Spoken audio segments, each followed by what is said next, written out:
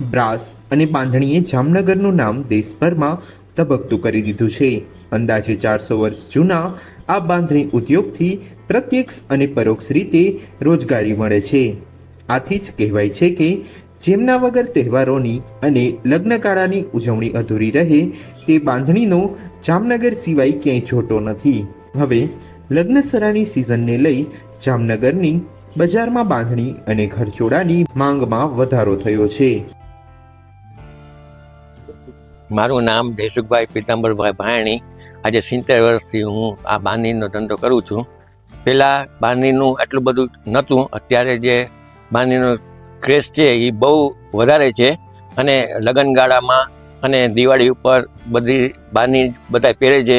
અને બાંધણીનું અત્યારે એવો ક્રેઝ છે કે ઘરમાં જેટલા પણ હોય એટલા બધા એક સરખી બાંધણી પહેરે, એક સરખા ડ્રેસ પહેરે અને એનો ટ્રેન્ડ અત્યારે વધારે છે.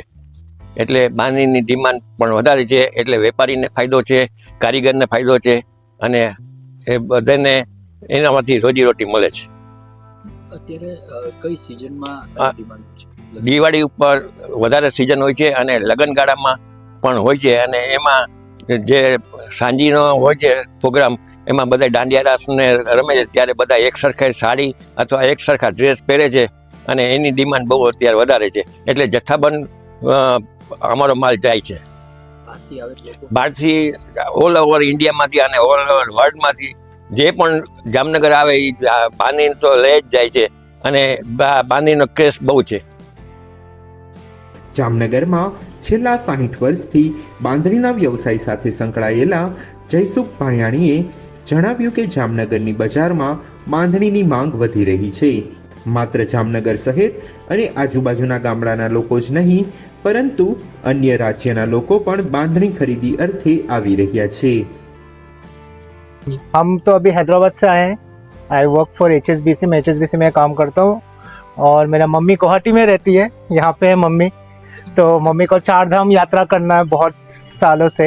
ये 3रा धाम है उनका. तो हम द्वारका आए, कल हम द्वारका जाएंगे.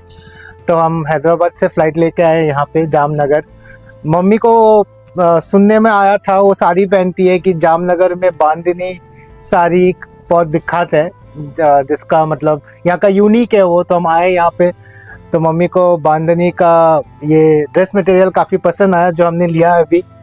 सो अच्छा लगा यहाँ का यूनिकनेस है. ये यूनिक है काफ़ी, ये मिलता नहीं हर जगह पे. तो हमको बहुत अच्छा लगा ये बांधनी जो टेक्सटाइल है.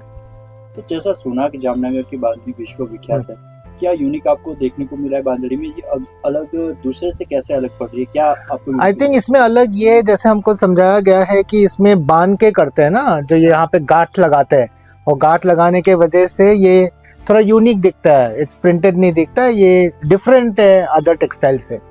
तो अच्छा है, यहाँ का यूनिक मटेरियल है.